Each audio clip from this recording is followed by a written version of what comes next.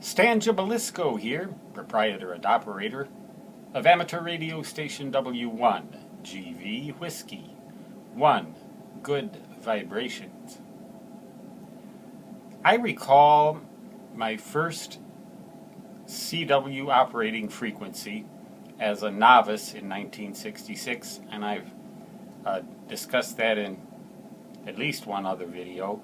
7,185 kilos cycles, or 7.185 megahertz. Now back then, the 40-meter band extended over the same range as it does today. 7.000 megahertz to 7.300 megahertz. And the lower 200 kilohertz of that kilohertz or kilo cycles of that band were devoted to digital modes, mainly CW, some radio teletype. These other exotic modes that we have today didn't exist in 1966, or if they did, they weren't legal for use. So it was mainly CW and voice, and there was still quite a lot of AM, which has a bandwidth of 6 kilohertz, and single sideband had by then pretty much become dominant, having a bandwidth of just a little under 3 kilohertz. But the bandwidth of the voice signals is far greater than that of CW. So to give CW such dominance, not only did CW get more frequency space, but it had narrower bandwidth, so you could put many, many, many CW signals on the 40-meter band, many times more than single sideband signals. It didn't make sense by today's standards, but back then, radio hams, it's not that they were less sensible.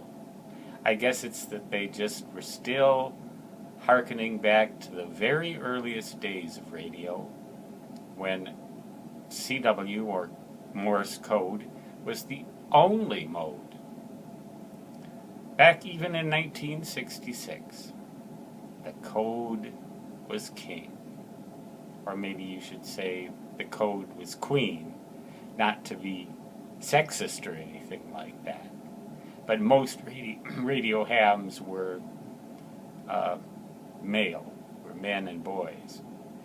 More women and girls are joining the hobby now today, and that's great. Many more new digital modes are coming on, and that too is great.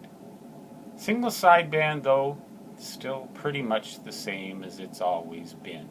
There were some variants that were tested. I recall something called narrowband voice modulation, NBVM, November, Bravo, Victor, Mike. Around the late 1970s, it was all the rage among some techies. I recall the ARRL was very enthusiastic about it. You can read about it.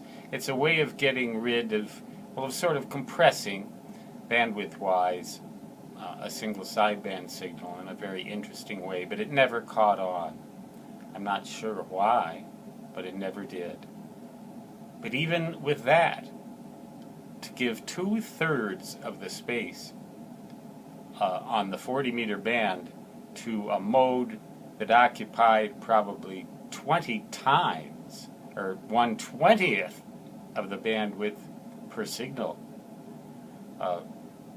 just didn't make sense. But I, Stan Jabalisco, have never been one to make sense, and I guess a lot of amateur radio operators never were back then either. Or were they? They're still here. Ham radio's still legal. Well, someday you young'uns in ham radio will be old-timers like me, and you'll reminisce back to the days when communications was confined to 3 dimensions, and hyperspace superluminal digital modes hadn't even occurred to most people. But you'll be proud of the fact that some enterprising amateur radio operator figured out how to make it work.